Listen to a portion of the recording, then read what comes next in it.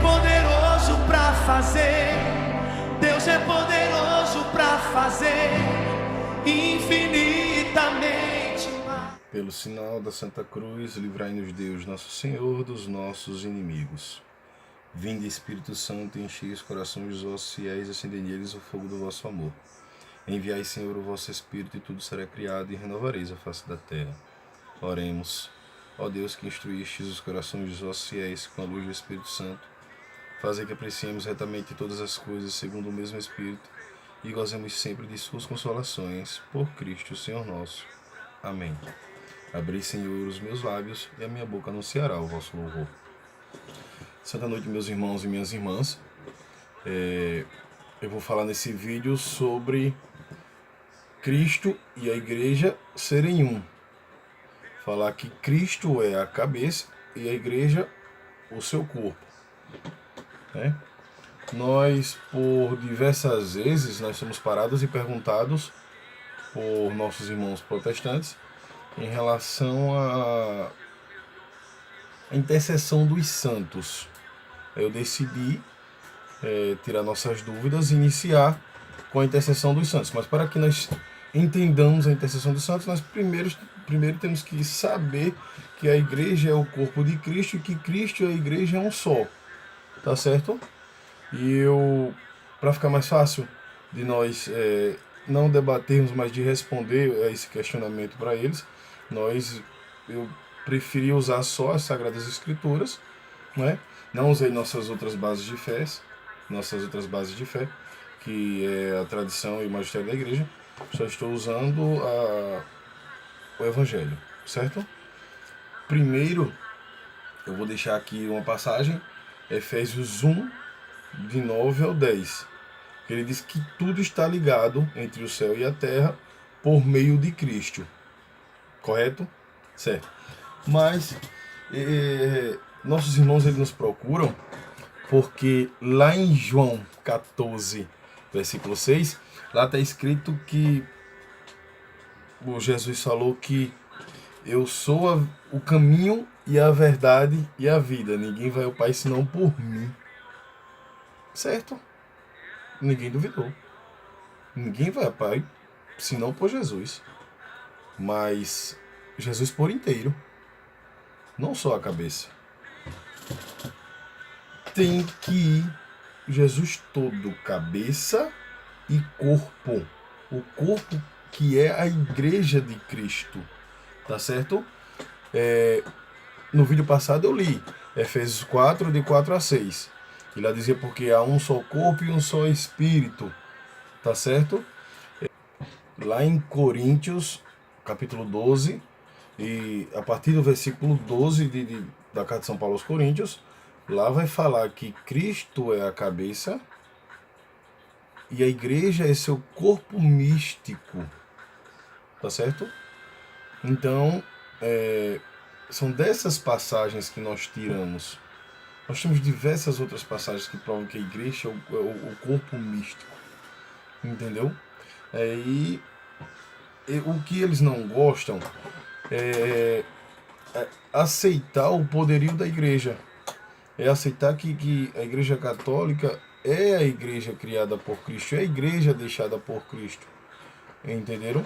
Eles usam também aquela passagem de 1 Timóteo, capítulo 2, versículo 5, em que só Jesus é o único mediador entre Deus e os homens. Certo? Mas essa mediação que fala não é mediação em oração. Não é mediação em oração. É uma mediação de salvação. Porque se você já continua Timóteo 2, 6, ele fala Cristo homem. Então não é uma mediação em oração. É uma mediação de que só Jesus poderia dar a vida por nós. Só Jesus poderia se sacrificar para purificar os nossos pecados, para nos salvar. Só Jesus. Então só Ele. Não é?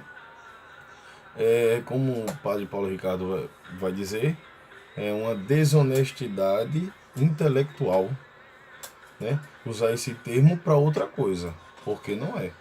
Você pegar aquela passagem seca e dizer o que você quer, até porque não cabe ao homem, a mim ou a você, decifrar ou discernir o que as Sagradas Escrituras quer dizer, né? Cabe ao magistério da igreja.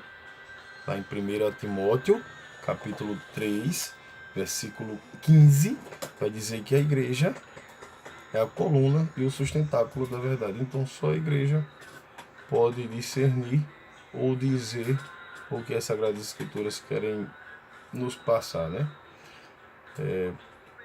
Por isso que depois que Lutero ele decidiu, né, que por ele fazer uma reforma na igreja, né, nós estamos vendo, eles dizem que a igreja sou eu sou a igreja, e eu posso discernir, né, que o Espírito Santo me usa e eu vou saber o que a Bíblia quer me dizer. Então não preciso do magistério da igreja. Mas aí a gente vê a contradição. Porque se a gente lembra naquela passagem lá em Atos dos Apóstolos, quando o Eunuco estava lendo a Bíblia, ele dependeu de Filipe, né? Ele sozinho não conseguiu. Mas se qualquer um pudesse discernir, para que ele precisou de Filipe? Que Filipe seria o magistério da igreja nesse momento, que teria que vir até ele para dizer o que aquela palavra estava passando para ele. Então é uma mentira. Não tem como eu ou você discernir. É por isso que nós estamos vendo o que está acontecendo por aí, né? Algumas igrejas com um fantástico mundo de Bob, inventando, né?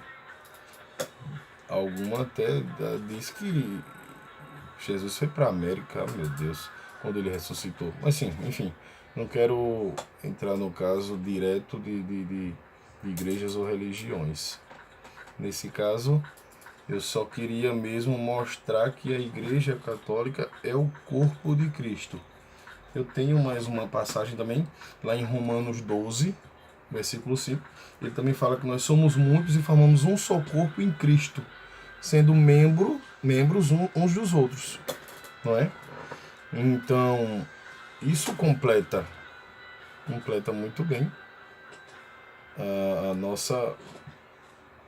a nossa explicação de que a igreja é o corpo de Cristo, né? Eles falam que nós somos a igreja, mas Jesus falou que eu sou a videira e vós sois os ramos. Então nós somos membros da igreja e eu não sou a igreja. Então eles não precisariam da igreja deles, né? É por isso que quando nós falamos que só há salvação na igreja católica, porque a salvação só há através de Cristo. E fora da igreja católica você está fora de Cristo, você está fora do corpo de Cristo. Então só há salvação dentro do corpo de Cristo. Fora dele não há salvação. É por isso que nós dizemos com muita autoridade isso, tá bom? Esse primeiro passo que eu quis dizer a vocês em relação a mostrar que a igreja é o corpo de Cristo, para depois eu mostrar a vocês a intercessão dos santos. Eu teria também o que eles nos questionam em relação a se há céu ou não, dizendo que os santos estão dormindo. Eu não vou deixar para um outro vídeo também essas passagens, mas eu quero que vocês leiam lá 1 Coríntios, capítulo 12, iniciando do versículo 12, tudo bem?